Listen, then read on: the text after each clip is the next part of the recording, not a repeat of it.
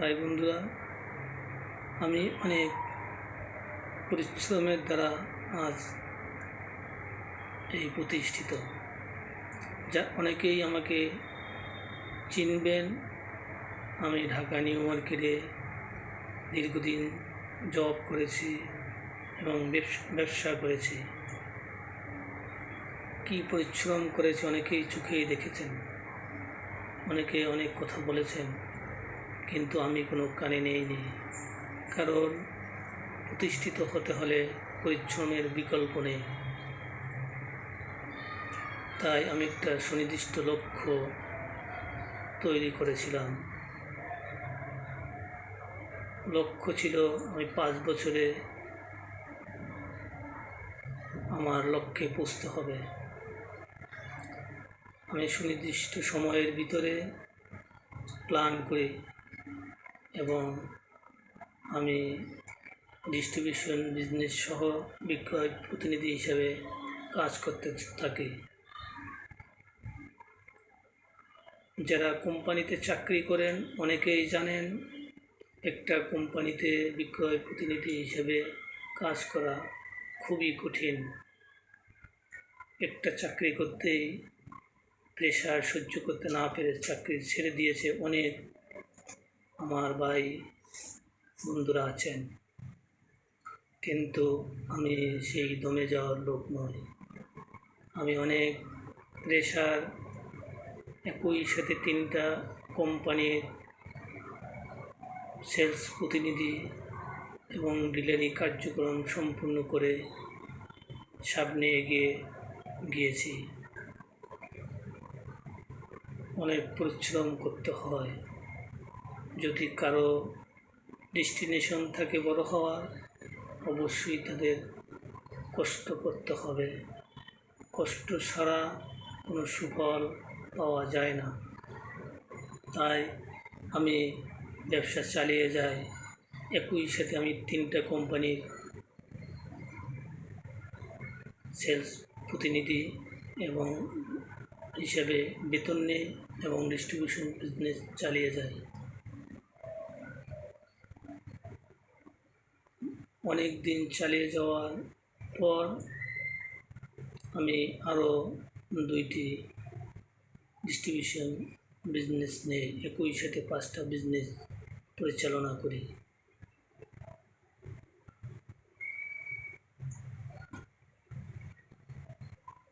আমার লক্ষ্য অনুযায়ী কাজ সুন্দরভাবেই চলছিল,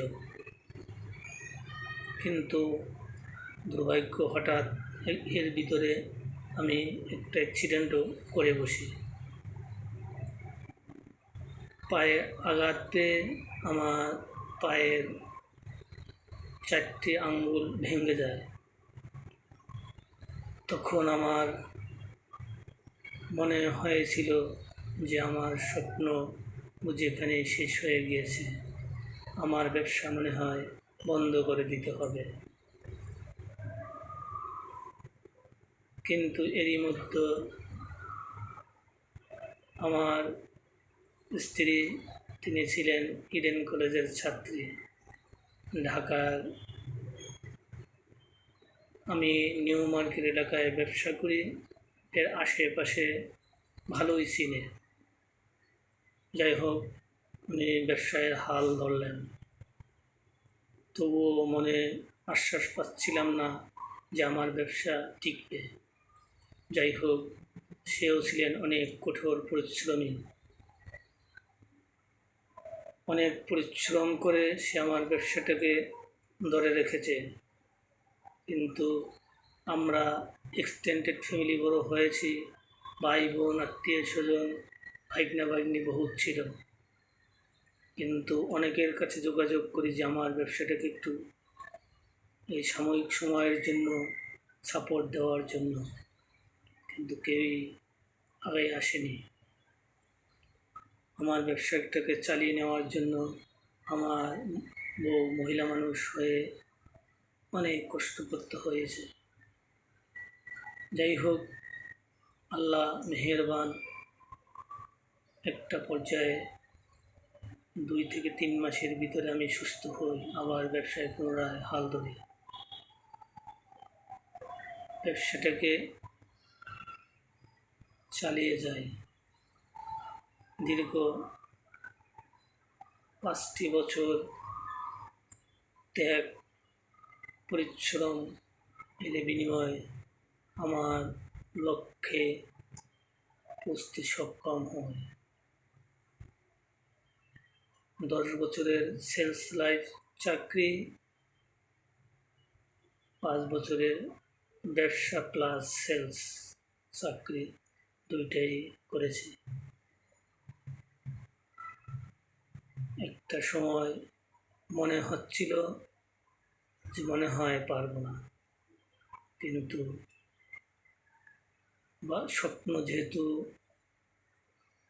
দেখেছি সফল হতেই হবে, তাই অনেক ত্যাগ এবং পরিশ্রমের বিনিময়ে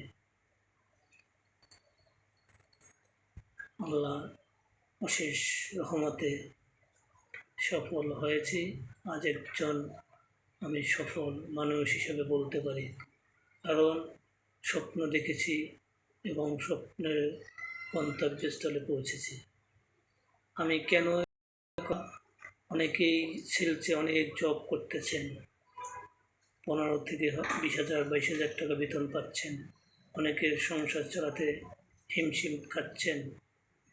আমার চাকরি জীবনে আমাকে প্রমোশন দিয়েছে, আমি প্রমোশন নিইনি। আমি প্রমোশন এই কারণে নিইনি যে আমি প্রমোশন দিলে 2,000 5,000 টাকা বাড়বে, আমি যদি 20,000 পাই, 5,000 টাকা 25,000 টাকা হবে।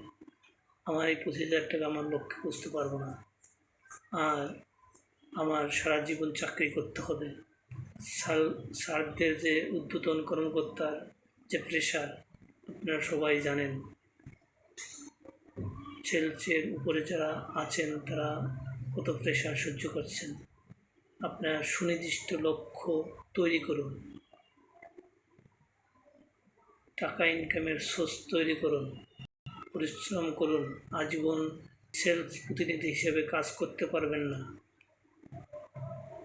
মনে করেন প্রমোশন পাইলেন, প্রমোশন পেয়ে 25,000 30,000 35,000 টাকা পাবেন, তাতে কি আপনার লক্ষ্য বুঝতে পারবেন না। তাই আপনি বিভিন্ন কোম্পানির ঊর্ধ্বতন কর্মকর্তাদের সাথে কথা বলেন এবং বলবেন আপনাদের দরকার রেজাল্ট, আমি আপনাদের রেজাল্ট মাইনে সেলস, আপনাদের সেলস বের করে দিব। আপনার সেলস পাইলেই হলো। আপনি যদি আপনাদের ঊর্ধ্বতন কর্মকর্তাকে কনভিন্স করতে পারেন, বুঝাতে পারেন যে আমি একাধিক চাকরি করেও আপনাদের সেলস নিয়ে আসা আমার দ্বারা পসিবল, তাহলে আপনাদের অবশ্যই একাধিক ব্যবসা দিতে তারা চাইবে।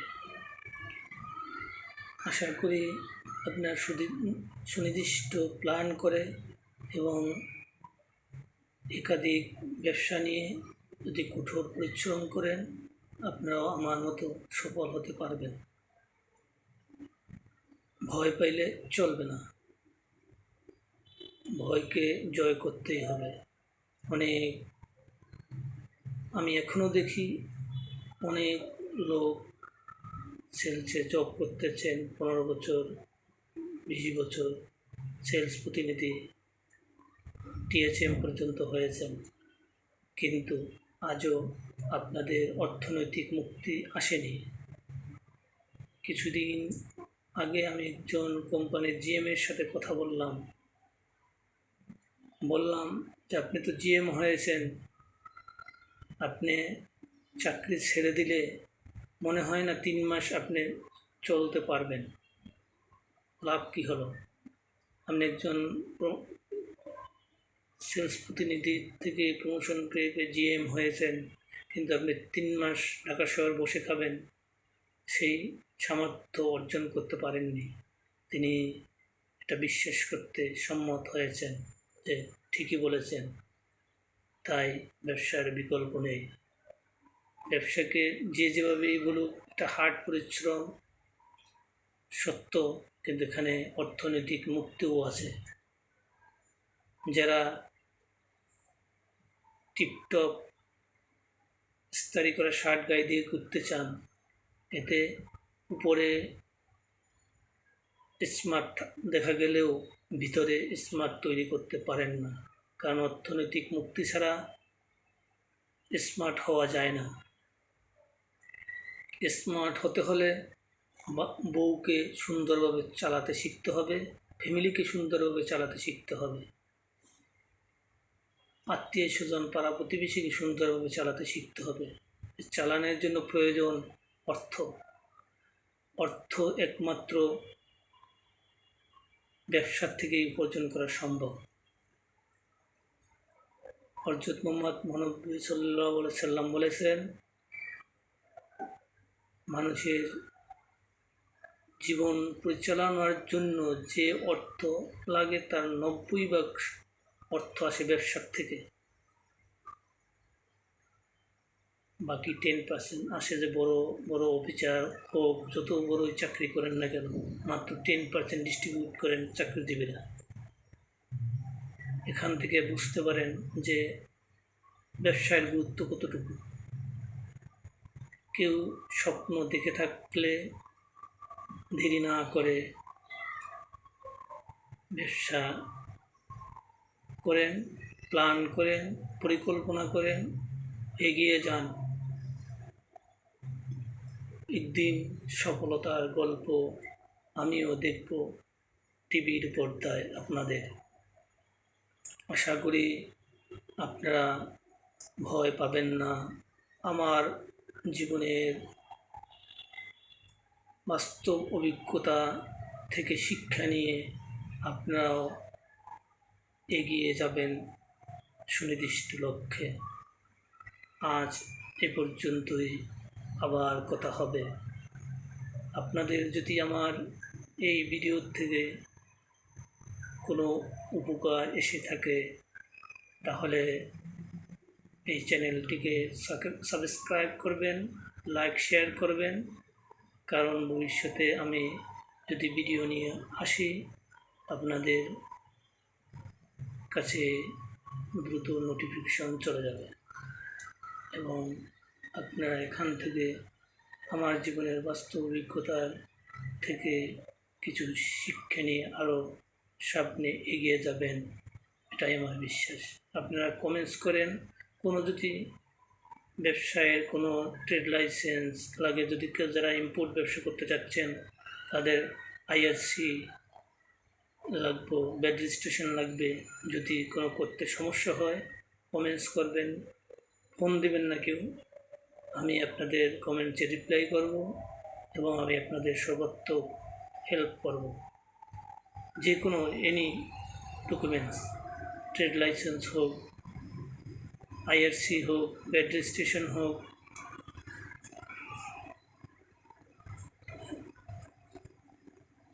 যে কোনো প্রয়োজনে আপনারা নক করতে পারেন। আমি ঢাকায় আছি, আপনাদের সাথে কমিউনিকেট করব এবং যে কোনো প্রবলেম সলভ করার চেষ্টা করব। আসসালামু আলাইকুম।